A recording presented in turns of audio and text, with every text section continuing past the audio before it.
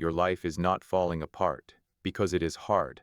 It is falling apart because comfort has trained you to betray yourself quietly. And the worst part is you rarely notice it while it is happening. It does not look dramatic. It looks like 5 more minutes in bed, one more scroll before work, one more excuse before starting, one more night telling yourself, tomorrow, I'll be serious. But tomorrow keeps arriving, and the same person keeps answering the door. You keep calling it rest. You keep calling it bad timing. You keep calling it stress. But deep down, you know the truth. A part of you has been negotiating with weakness for so long that weakness now speaks with your voice. This is not a video about motivation. Motivation is too fragile. It disappears when your body is tired, when your phone lights up, when someone disappoints you, when life becomes inconvenient. What you need is not another emotional high. What you need is self-command. Welcome to Stoicism. If you are tired of being shaped by comfort, distraction, and emotional reactions, subscribe to this channel, because this is where we do not decorate weakness with pretty words. We carve it out. Now listen carefully. Most people think change begins when they finally feel ready. That is one of the most dangerous lies in modern life. Because the truth is, you may never feel ready. Your mind will always find a reason to delay. Your emotions will always ask for a softer path. Your body will always prefer ease over effort, and the world around you will gladly help you stay distracted. There will always be another notification, another crisis, another person to blame, another reason to wait. But the Stoics understood something most people today have forgotten. Freedom is not doing whatever you feel like doing. Freedom is being able to do what is right even when your feelings are begging you not to. Epictetus said that no person is truly free who is not master of himself. That sentence is not ancient decoration. It is a warning. Because you can have money and still be a slave to impulse. You can have attention and still be a slave to validation. You can have comfort and still be a slave to fear. You can have options and still be unable to choose the one thing that would actually make you stronger. Look at the modern person. He wakes up and reaches for his phone before he reaches for his own mind. Before he has asked what kind of person he wants to be today, the world has already started telling him what to desire, what to fear, who to envy, and why he is behind. Then he wonders why he feels anxious before breakfast. She opens her eyes and immediately enters a marketplace of comparison. Someone is richer. Someone is fitter. Someone is loved louder. Someone is living the life she thinks she should already have. And before the day has even begun, her peace has been stolen by images she did not need to see. This is how the battle begins. Not with disaster, with attention, with one small surrender, with one quiet moment where you hand your inner world to something outside of you. And if you repeat that long enough, you stop living from your values and start living from your reactions. That is why this matters. Every day, you are being trained, either by discipline or by distraction, either by wisdom or by noise, either by purpose or by appetite. There is no neutral ground. Every choice is carving you. The question is whether it is carving strength or weakness. So before we talk about discipline, emotional control, silence, patience, character, or peace, you have to understand where every victory and every collapse begins. It begins in the mind. Because if you do not train your mind deliberately, the world will train it for you. And it will not train it to be free. Your mind is not private property unless you guard it. Most people believe their thoughts belong to them. But look closer. How many of your fears were planted by people you follow? How many of your desires were manufactured by advertisements, algorithms, and strangers showing you edited fragments of their lives?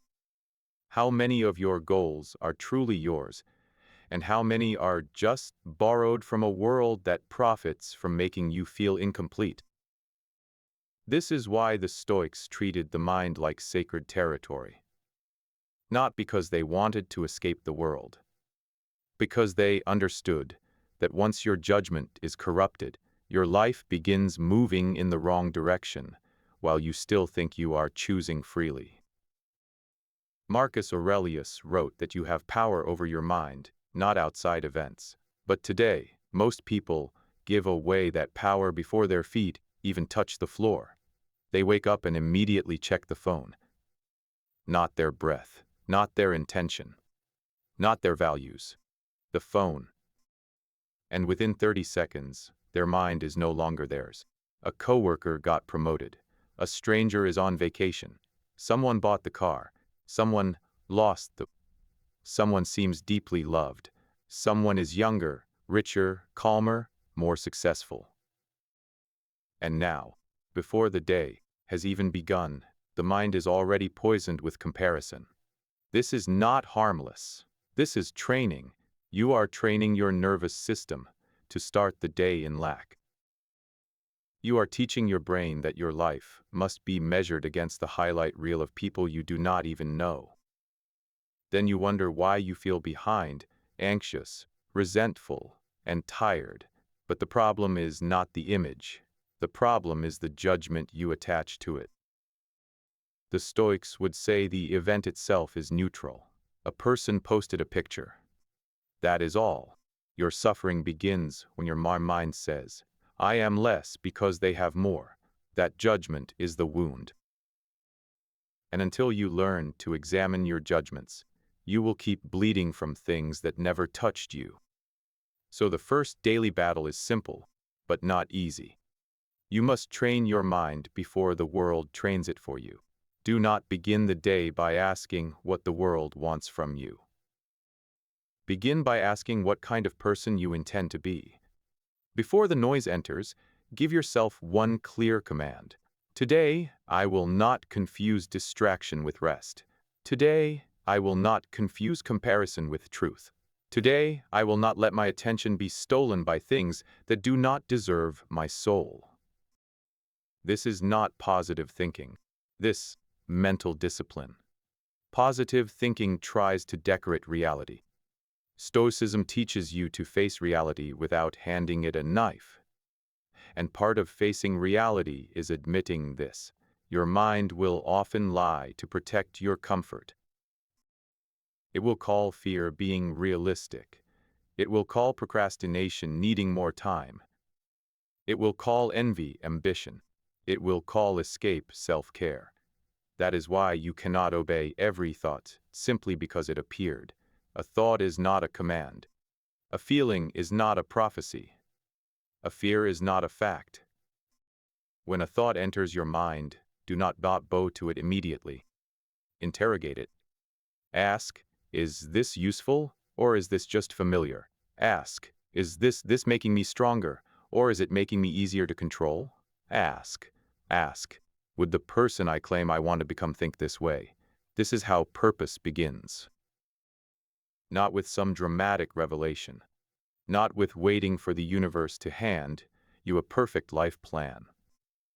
Purpose begins when you stop letting your attention scatter across 1,000 meaningless things and start directing it toward what actually builds you. A person without purpose does not always look lost. Sometimes they look busy. They answer emails. They pay bills. They go to meetings. They laugh at the right moments. They keep the surface of life functioning, but inside, they are drifting, because activity is not the same as direction. And motion is not the same as meaning. Purpose is built when your actions begin serving your values. It is built when you do the difficult thing because it makes you more honest, more capable, more useful, more alive. And gratitude is what keeps that purpose clean. Without gratitude, ambition becomes hunger without a bottom. You achieve one thing and immediately feel empty again. You reach one milestone and compare yourself to someone further ahead. You finally get what you wanted, then punish yourself for not having more. Gratitude interrupts that sickness. It reminds you that your life is not only a project to improve, it is also a gift to notice.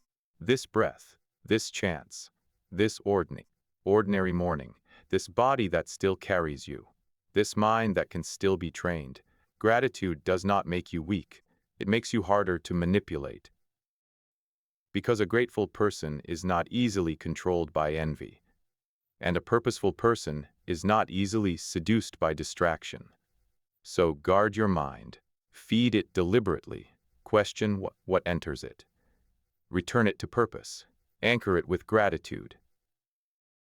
Because once your mind becomes steady, the world loses one of its favorite weapons against you. But there is another weapon it will still use: your emotions. And if you do not learn how to master them, one moment of anger, fear, or insecurity can destroy what a disciplined mind spent years building. The mind may be the beginning of freedom, but emotions are where most people lose it. Not because emotions are bad. They are not. Anger can reveal what you value. Fear can warn you to prepare. Sadness can show you what mattered. But the problem begins when emotion stops being a signal and becomes a driver. That is when one text message can ruin your whole day. One disrespectful comment can make you act beneath yourself. One moment of rejection can make you question your worth. One bad trade, one failed launch, one unexpected bill, one cold reply from someone you care about, and suddenly your entire inner world is on fire. This is the modern battlefield. Not swords, not shields. A notification, a tone of voice, a seen message with no reply. A coworker taking credit for your work in a meeting while everyone pretends not to notice. And there you are, sitting in silence, feeling your chest tighten, your jaw lock, your mind preparing a speech that would destroy the room. This is the moment most people call honesty. They say, "I'm just expressing how I feel." But often, they are not expressing truth. They are obeying pain. And there is a difference. Seneca warned that we suffer more in imagination than in reality. Look at how often this happens. Someone does not reply, and your mind builds a courtroom. They are ignoring me. They do not respect me. I am not important. I was stupid to care. Nothing has actually happened yet. But your imagination has already punished you. This is why the Stoic don't trust the first emotional story that appears. He pauses. He watches. He separates the event from the judgment. The event is simple. A person did not reply. The judgment is dangerous. I am worthless. That judgment is where suffering grows teeth. Emotional control is not pretending you feel nothing. That is not strength. That is avoidance wearing armor. Real control is feeling the fire rise inside you and still refusing to hand it the steering wheel.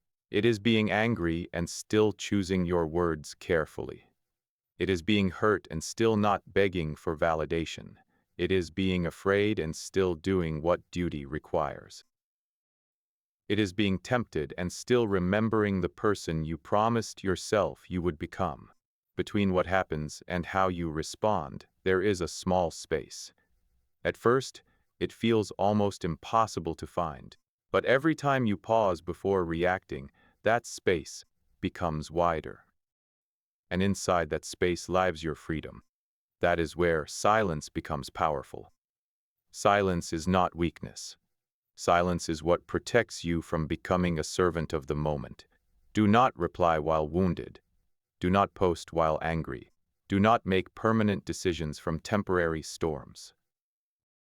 Do not explain your soul to people who have already decided to misunderstand it. Some battles are not won by speaking louder. They are won by refusing to let chaos borrow your voice. Self-control begins when your ego wants revenge, but your character chooses restraint. And every time you choose restraint, you prove something to yourself. You are not your anger. You are not your insecurity. You are not your craving. You are the one who decides what those feelings are allowed to do. But even emotional control is not enough if your daily actions are still weak. Because the next enemy is quieter. It does not scream. It negotiates. And it meets you every morning in the shape of an excuse. The excuse never sounds like weakness when it first appears. That is what makes it dangerous. It sounds reasonable. It sounds responsible. It sounds like rest. It says, you have been under pressure lately. It says, you can start when things calm down. It says, one skip day will not matter. And, technically, that is true. One skipped workout will not destroy your body. One delayed task will not ruin your career. One broken promise to yourself will not collapse your life. But that is how decay works. Quietly, politely, in small permissions you barely notice. Discipline does not usually die in one dramatic betrayal. It dies in negotiations. You wake up tired. The alarm rings. Your room is cold. Your phone is warm. Bills are waiting. Messages are unanswered. Your goals feel far away, and your old habits are standing right beside you like loyal friends. And in that moment, you are not choosing between waking up and sleeping more. You are choosing between command and surrender. Marcus Aurelius reminded himself at dawn that he had work to do as a human being. Not work to do when he felt inspired. Not work to do when the weather was perfect. Not work to do when his emotions gave permission. Work to do because he was alive, capable, and responsible for the soul he carried. That is discipline, not punishment, not obsession, not hatred of comfort. Discipline is self-respect made visible. It is the moment your actions prove that your word still means something. Because every time you tell yourself you will do something, and then you do not, you teach your mind not to trust you. And once your own mind stops trusting your commands, everything becomes harder. You need more motivation, more pressure, more fear, more deadlines, more outside force just to do what your inner character should have been strong enough to begin. This is why patience matters. Because discipline without patience becomes frustration. You do the right thing for 3 days and expect your whole life to change. You save a little money and feel angry that you are not free yet. You post one video, apply for one job, train for 1 week, meditate for 2 mornings, and then wonder why the universe has not applauded. But growth does not care about your impatience. The seed does not become a tree because you keep digging it up to check the roots. Patience is what allows discipline to survive long enough to become transformation. It is continuing when progress is invisible. It is paying debt slowly while other people pretend to be rich online. It is building a skill after work when your friends are numbing themselves with entertainment. It is staying honest in a world where shortcuts look successful for a while. And that is where character is formed. Character is not your reputation. Reputation is what people think you are. Character is what remains when nobody is clapping, watching, rewarding, or threatening you. It is who you become in private. Do you keep the promise when there is no consequence for breaking it? Do you tell the truth when a lie would protect your image? Do you do the necessary thing when comfort gives you a beautiful excuse not to? The Stoic does not worship results more than virtue. Because success without character is just a decorated collapse. You can win attention and lose your integrity. You can gain money and lose your peace. You can impress people and still be ashamed when you are alone with your own thoughts. So build slowly. Keep small promises. Endure, boring progress. Let your character become stronger than your appetite, because once you stop negotiating with weakness, peace begins to change its shape. It stops being something you chase after life becomes easy. It becomes something you carry while life is still difficult. Inner peace is not what happens when life finally leaves you alone. That day may never come. There will always be bills. There will always be pressure. There will always be someone who misunderstands you. There will always be a message you wish you had received, a door that did not open, a plan that collapsed, a person who disappointed you, a future that feels uncertain. If your peace depends on the world becoming quiet, then your peace will always be rented. Someone else will own the keys.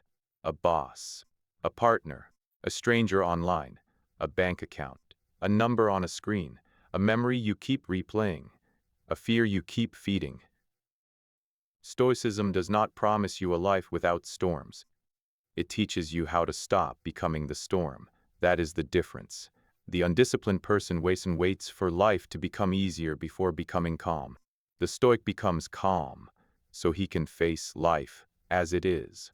Not numb, not passive, not emotionless, but steady, awake, difficult to manipulate, harder to break. Because when your mind is trained, the world cannot program you so easily. When your emotions are governed, pain cannot turn you into someone you do not respect. When your discipline is alive, excuses lose their authority. When your patience is strong, slow progress no longer humiliates you. When your silence is mature, chaos cannot use your mouth as a weapon. When your gratitude is real, envy has less room to poison your spirit. When your character is firm, you no longer need applause to know who you are. And when all of these come together, peace stops being an escape. It becomes command. This is where the real work begins. Not in theory, not in quotes, not in watching another video and feeling strong for 10 minutes. It begins tomorrow morning when the alarm rings and nobody is watching. It begins when you want to react, but you breathe first. It begins when you want to scroll, but you return to the task. It begins when you feel behind, but choose gratitude instead of comparison. It begins when you are tired, uncertain, underpaid, overlooked, rejected, or afraid, and you still refuse to betray the person you are trying to become. That is self-mastery. Not perfection, practice. Not intensity, consistency. Not a loud transformation everyone can see. A quiet reconstruction of the soul. Every day, you are making yourself either easier to control or harder to break. There is no neutral day. Every thought you entertain, every impulse you obey, every promise you keep or abandon, every reaction you justify, every excuse you protect, all of it is carving you. So ask yourself honestly, who is holding the chisel, you or the world? Because comfort will carve you if you let it. Fear will carve you. Anger will carve you. Comparison will carve you. Distraction will carve you. But if you take back the tool, if you return to your mind, your discipline, your character, and your peace every single day, you can become the kind of person life cannot easily bend. Now here is the question. Choose your side in the comments and defend it. Is comfort the greatest enemy of self-mastery? Or is lack of purpose the real reason people stay weak? Do not answer safely. Choose one. And if this message challenged something in you, subscribe to Stoic Chisel.